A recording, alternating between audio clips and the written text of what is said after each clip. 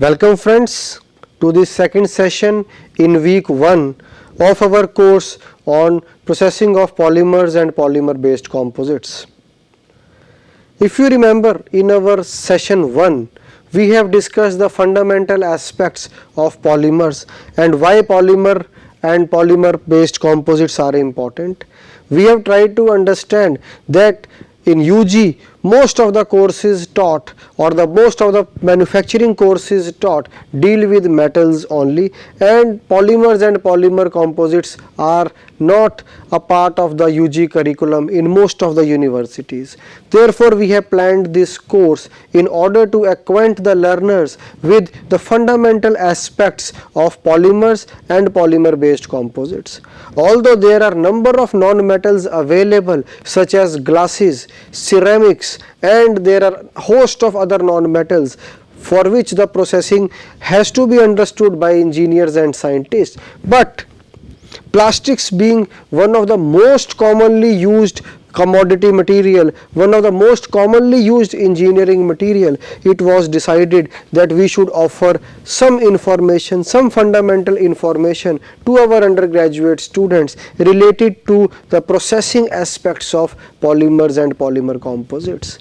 I do agree that the fundamentals of polymers are taught in many universities and colleges in the course on materials science, but the detailed account that how these information of science can be converted into engineering and how the products can be made is not covered in the curriculum. Therefore, we have tried to develop this course.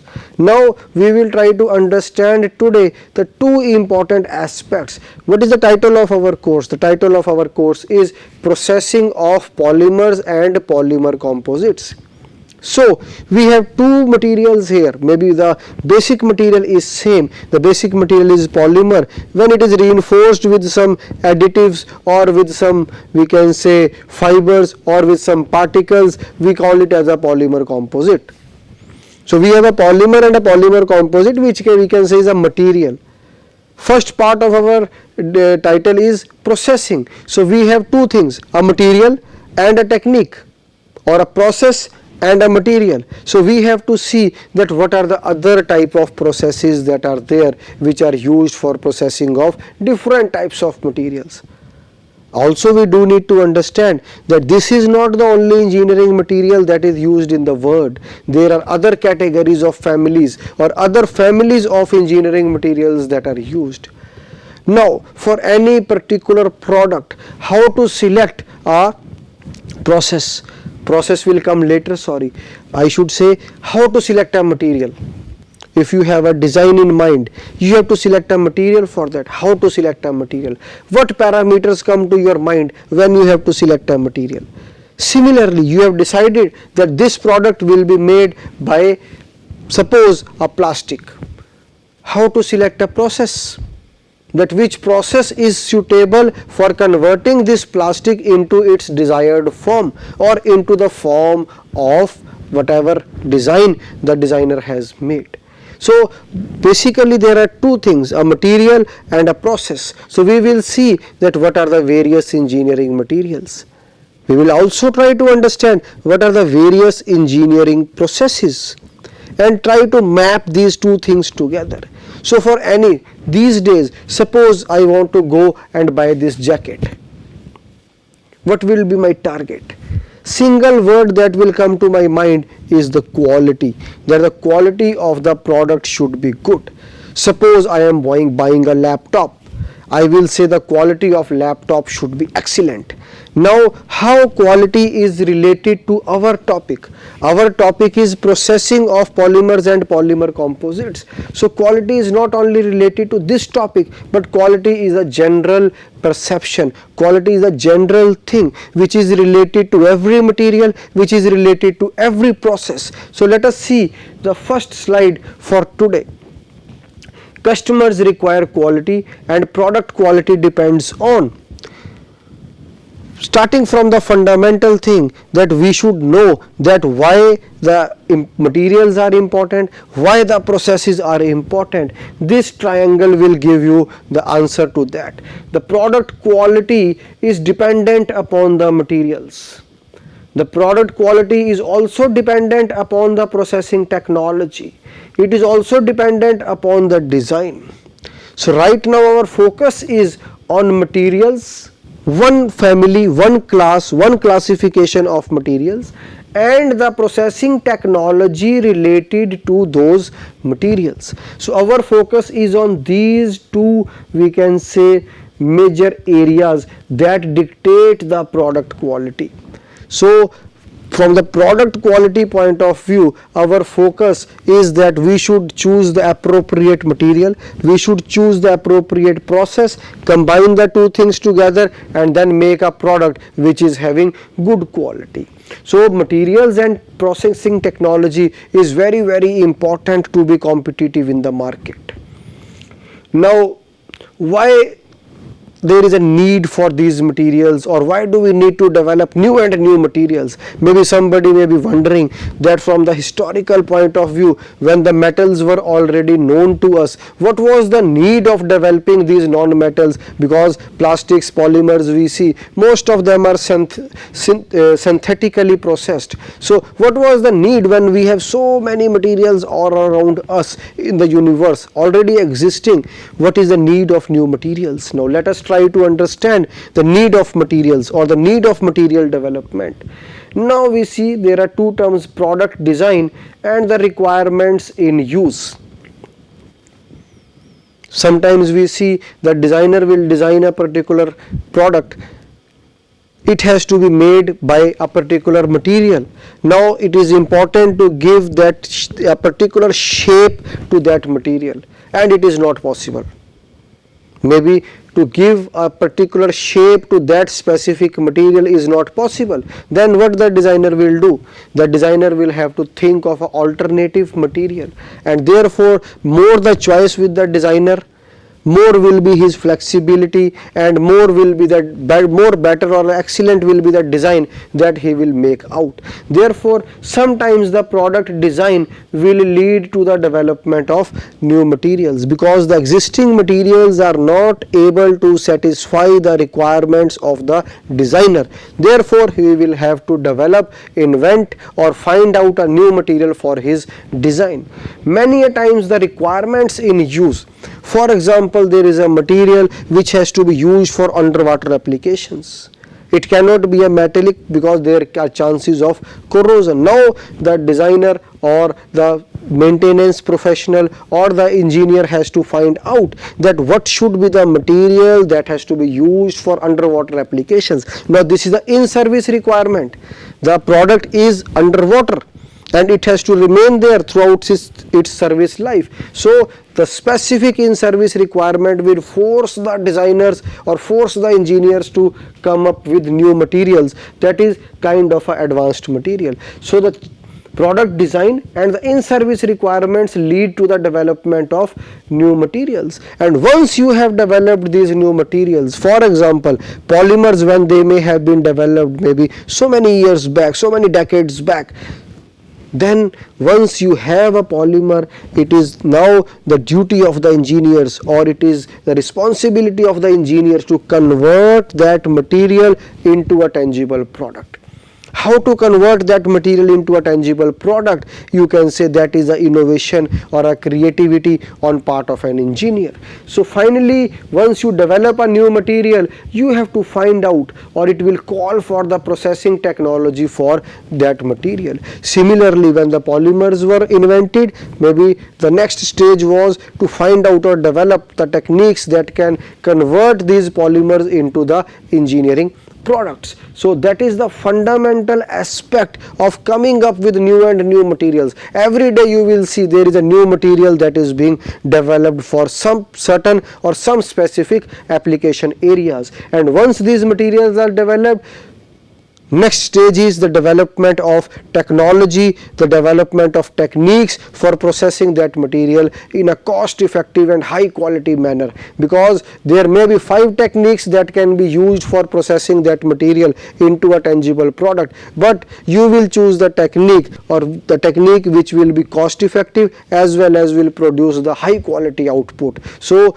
There can be so many techniques, there can be so many materials, so the life of engineer is very challenging, that which material should be chosen for which particular product and how that material will be processed, which process has to be chosen for that material in order to convert it into a product. So we will try to understand. We may not be able to address everything in detail, but we will be able to at least highlight that what are the various engineering materials, what are the various manufacturing processes, and how they club with each other, which process is suitable for which particular material, that we will try to understand. Now, how, once you know that there is a requirement for coming up with a new material, usually we make some internal changes in the material. For example, for metals, we may develop alloys of that metal. We can do heat treatment to force some microstructural changes in the metals in order to give them the specific properties, because we have to come up with a new material which is going to satisfy our specific requirement. Or we can do some external changes. We can add some fibers, rods, whiskers or particles into matrix or into the base material and try to change the properties of that material. So we can do internal changes, we can do external changes, and the resultant material will have the improved properties.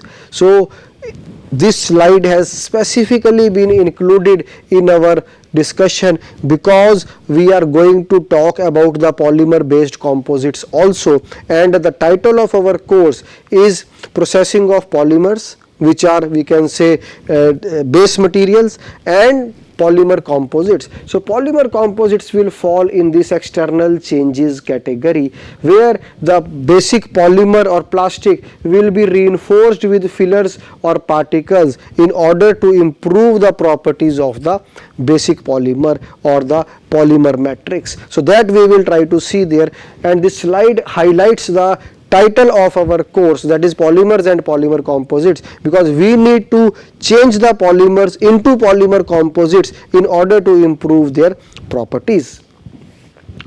Now this slide, a very busy slide on your screen, you can see this is the types of engineering materials. This slide can be contested also. Some of the students may say, no, there are number of materials which have not been included in this list, but as far as I am concerned, I feel that this summarizes maybe mostly materials which we see all around us. No, but there can be no list. It is a very exhaustive, we can say, area of engineering materials, where, or I should not say engineering materials, because so many different diverse types of materials exist in this universe, which is very difficult to put them on one slide. But if we say engineering materials, engineering products that we see around us, we will see that this list can suffice. This list is sufficient to maybe classify the materials that we use in engineering. So let us see, maybe if you are doing this course and you see this list in our this lecture 2 in week 1, what one exercise I can give you, when you are sitting in your room or classroom or bedroom, wherever you are undergoing this discussion, or wherever you are listening to this discussion, you can just look around you and try to list, take a pen and a paper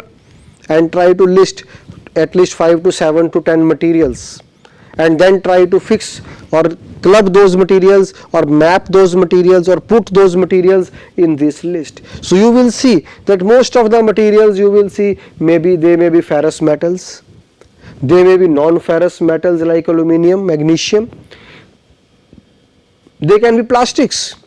That is our course, polymers and polymer composites. They can be ceramics or diamond, composite materials, they can be nanomaterials. Nano, of course, maybe we may not be able to see with naked eye, but some applications of nanomaterials can be there. So if you do this exercise, you take a pen and a paper and you write down maybe around 10 materials that you see around you. All engineering materials must fall in any of these categories. Now coming on to our specific or special focus. Our special focus here is this number 3, that is plastics and the composite materials. So our focus is bullet number 3 and bullet number 5, that is plastics and composite materials. Alright, as I have already highlighted, lot of discussions, lot of books are available on ferrous metals, non-ferrous metals, the processing or processing techniques or manufacturing techniques or fabricating techniques for these materials, ferrous metals and non-ferrous metals. But for non-metals such as plastics and ceramics, not much discussion is there or available for the undergraduate students. So therefore this course has been designed. So our focus would be on bullet number 3 and bullet number 5. Now this is the list, or these are the materials which are used for making engineering products. Now what can be the processes that are used for converting these raw materials or these materials into engineering products? Let us see. We will go to that discussion. First let us see that when you have a wide variety of engineering materials, you can see we have ferrous, non-ferrous, plastics, ceramics, composites and nanomaterials. When we have plenty of options available with us how to select a particular material for a particular application, it is a challenging thing. Same product can be made by a metal, same product can be made by a plastic. If I ask you, give me an example, a product that is made both, it can be made by a plastic also, it can be made by a metal also. Just think over it. I think some of you may have got the answer to that question. If you see the chairs, you can have the plastic chairs also, you can have the metallic chairs also, and on top of that you can have a wooden chair also. So you see that there is a list of engineering materials, there is a single product, and 3 types of these materials can be used for satisfying the same need, that is making a chair. So there is always a challenge of selection, that how to select appropriate material for appropriate application. So you have a list of materials. So what will help you? The following things will help you. An ever increasing variety of materials are now available. The variety I have already listed in the previous slide: metals, non-metals, polymers, ceramics, diamond, nanomaterials, composite materials. So that is the variety. But each material will have its characteristics. It will have its application areas, it will have its own advantages, limitations. Now we have to see that for our specific requirement need, which material can satisfy that. So that we will select. So we will select the optimal material according to the design and in-service requirements. Now as per the design of the product, we will choose that which material will satisfy our requirement. And second thing also, the in-service use means that when the product will be used, what type of conditions it will have to sustain, or what type of environment it has to sustain, or what type of loads that are going to act on that particular product. So the in-service requirement and the design both will dictate the selection of the material for that particular product. Now this selection will depend upon, it was very easy to say in the previous slide, select the optimal material, but how to select? We will select that based on the mechanical properties. We will see that what are the mechanical properties that the product, that the material possesses. For example, metal, we will see what is the hardness, what is the strength. For plastic also we will see what is the hardness, what is the strength. Then the physical properties such as density, melting point. Suppose we have application where the lightweight is the prime design criteria. The product has to be light in weight, whatsoever may come and go. Now for a lightweight product, what is a physical, we can say, property that we would like to ensure? We would like to see the density of the material that we are choosing for that particular product. So your physical properties are equally important. So we will see the mechanical properties, physical properties, similarly the chemical properties such as corrosion and toxicity. Now for example, we want to select a material for food packaging requirement. So if the food has to be packaged in that particular material, it has to be non-toxic. So that is a specific requirement for this application. So our selection of material for a particular product will depend upon the mechanical properties, physical properties, chemical properties, manufacturing properties, cost of the material, availability of the material, service life of the material, recycling and waste disposal characteristics of the material. Now each one of these points can be explained in a very exhaustive manner. For example, the last point, recycling and waste disposal.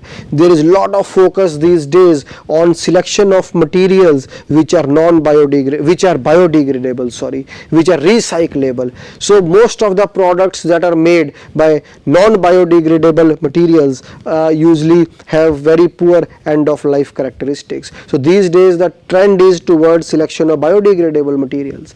Now selection of material is equally important. Now what I expect from all of you is that you can try to understand that where the plastics fit in all these requirements, because once you make a product using a polymer, you have to justify the cost, you have to justify the manufacturing properties, you have to justify the mechanical and the physical properties. Now our target is to study about the polymers and the polymer based composites. So once you propose, you postulate, you say that for this particular application a polymer based product should be used, or to simplify that, a plastic product should be used. Now once you say that, you have to justify the use of plastic based on all these characteristics, and you have to compare based on all these characteristics, comparison with the other materials which can be used for making that particular product. So once you think of polymer, you have to think of polymer in all these contexts, so that you are able to develop a product with that polymer. Because whatever we study it for business, we study it for maybe application, and application will only come once you are able to displace some application with a new material. For example, a product is being made from a metal. Now you say that the same characteristics, same things, same in service requirements can be met if you replace this metallic product by this plastic product or a polymer product. What is the advantage? Maybe density is less, so the weight will reduce. So that justification comparison is only possible if you have this list in your mind, that which material can be applicable. So your selection of polymer as an engineering material will depend upon these characteristics or this justification that you need to develop for proposing the use of polymers. Now once that is done, we need to understand the types of manufacturing processes. Now once we have decided that a particular product is going to be changed, it is currently being made by wood, so wood is an important material, it requires cutting of trees, so we are going to replace that by a plastic material. So we make a justification based on the points which were highlighted in the previous slide. Now we have to understand that what are the various type of manufacturing processes that are used for processing the engineering materials. There are broadly 6 categories. There can be primary forming processes, material removal processes, deforming processes, joining or fabrication processes, finishing and surface treatment processes, and bulk property enhancing processes. Now for specifically polymers, I must highlight primary forming processes are very important. Now primary forming processes are where we give a shape to the product. Your compression molding, injection molding, extrusion, thermoforming, all these processes, rotational molding, all these processes will fall under the primary forming processes. So next is the material removal or machining processes. Sometimes you need to make a hole in a polymer plate, or in a plastic plate. Sometime you may be required to cut a screws inside the polymer or maybe threads inside the polymer plate. So that will fall under the material removal or machining processes. Sometime you may need to do the edge trimming in order to fix the two parts together. So all that will fall under the material removal or machining processes. First are the primary forming, that I have examples I have already given. Deforming process is not very common in case of plastics, because you mold the things in the primary forming stage only. You mold, you melt the plastic and give it a desired shape, that we consider in the primary forming processes. But yes, sometimes we will make long tubes of polymers or plastics, that we can say may fall under the deforming. Then joining or fabrication, it is very difficult to join the polymer parts together. Difficult I am saying because if you permanently you have to join, you need to do the adhesive joining, which is also a challenging task. So we will see the joining behavior of the polymers and polymer composites. But the joining can be adhesive joining, it can be mechanical fastening. So those are the processes specifically for polymers. And then finishing and surface treatment processing, maybe finishing and surface treatment in terms of plastics can be some specific coating on the surface, that can fall under the surface treatment process. And finally the bulk property enhancing processes such as heat treatment, which is very uncommon in case of polymers and polymer composites. So broadly these 5 processes: primary forming, material removal, deforming, joining, finishing, these are the processes which can be done on polymers and polymer composites. And if you see, all these processes can also be done, not only can also be done, but they are usually done for metals also. If you see metals, you can see the processes. In primary forming, example can be casting. Material removal, turning, drilling, milling, all processes will fall under the material removal. Deforming, it can be your tube drawing, it can be wire drawing, it can be extrusion, it can be forging. So you have processes like deforming. Joining, maybe most common, welding is one of the most important process for joining. Finishing, grinding is one process which is used for finishing. And bulk property enhancing such as heat treatment, there are a number of annealing, and then there can be hardening, or sometimes it can be Oss tempering, Mar tempering, number of processes which are falling under heat treatment category. So if you see, for metals all these processes are well developed, and this classification holds good for metals. But as soon as you go to plastics, you have to think that which process will fall under the primary forming, which process will fall under the joining. So most of the processes are not very well developed for polymers, but are very well developed for metals. That we will try to understand with the help of a slide. So further, these processes can be further categorized into 2 parts. They can be either conventional processes or they can be unconventional or advanced processes. So we will see mostly the conventional processes, but towards the end when we go to the material removal of polymers and polymer composites, we will see some advanced and unconventional processes also that are specifically dedicated towards the polymers and the polymer based composites. So this is a classification of manufacturing processes. I have tried to bring 2 things into picture. One is classification specifically for polymers, and the second is classification specifically for metals. So the similar classification holds good for polymers also and for metals also. Now this is an important slide taken from a particular source available in the book also. So here you can see A means widely used, B means not frequently used, and C means not used. I will just ask you regarding polymers, you can see A, B, B, B, A, B. So only property changing processes, which I have already told, the heat treatment process is not very common for the polymers. C, rest all A and B, which means widely used processes and not frequently used processes. So if you see polymers, primary forming, widely used, both in the traditional and the advanced method. Deformative processes may be not widely used, as I have also given example that deformative process is not very common. Material removal processes for polymers, yes, advanced processes are there, which I have also told that for this we will go to the advanced processing of polymers. And then joining processes B and B not widely used, because I have already told there is challenge when you even use the adhesive for joining the two polymer parts together or two plastic parts together. So this slide gives you an overview of the processes that are dedicated for processing of polymers. Now one more thing I want all of you to see is the composites, because our title is polymer composites also, processing of polymer composites. So you see, for composites C that is not used.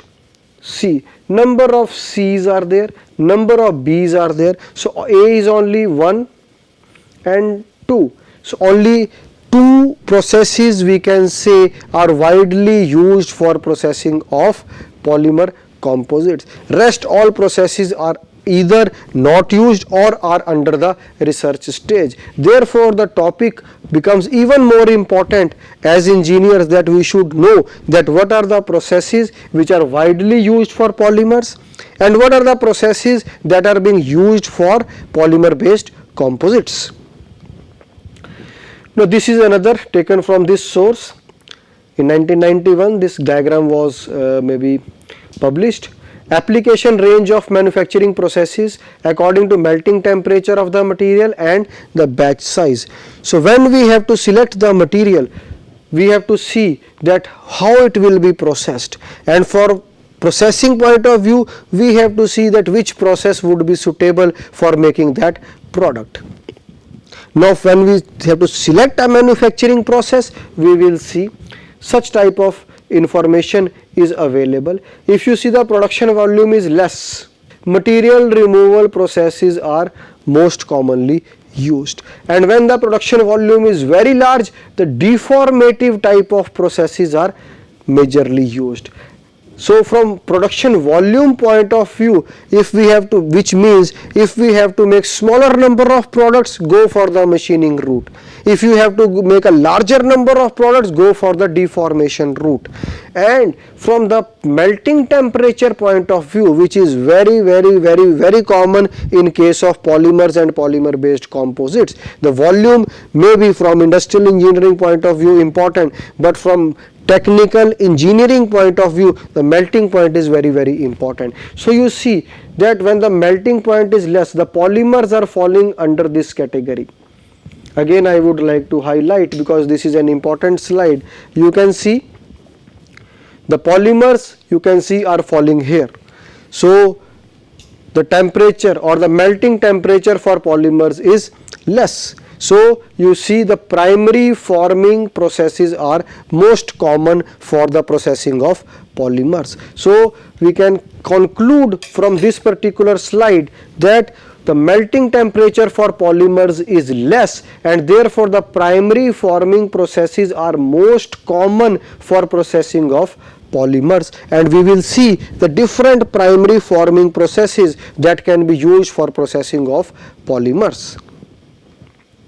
Now the selection of the manufacturing process will depend upon, as we have seen, the selection of engineering material will depend upon so many parameters like mechanical properties, physical properties, chemical properties, manufacturing properties, cost and availability. Here we will see that the properties or the selection of a particular, we can say, process will depend upon the properties of the raw material, the size of the final product, because this is a smaller product. If I have to make a very big product, the process has to be different. It will depend upon the shape of the final product. If the shape is simple, you will select one process. If the shape is complicated, you will go for a different process. So for a small size, different process, large size, different process, simple shape, different process, complex shape, different process. Then the production volume, how many products you want to make. You want to make 100 products or you want to make 1 million products. So you will select the process accordingly. Then the quality requirements of the final product, what type of surface finish you require, what type of surface characteristics you require, that will dictate the selection of the manufacturing process.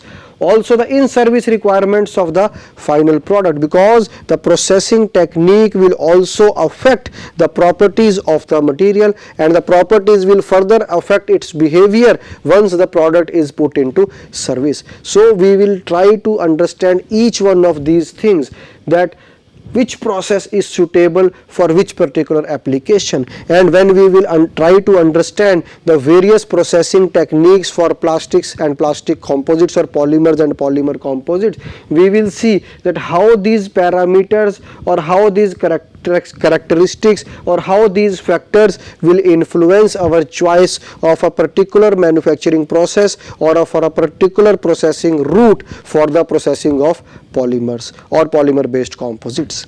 So with this we come to the end of discussion number 2 in week 1 on our course on processing of polymers and polymer composites. Thank you.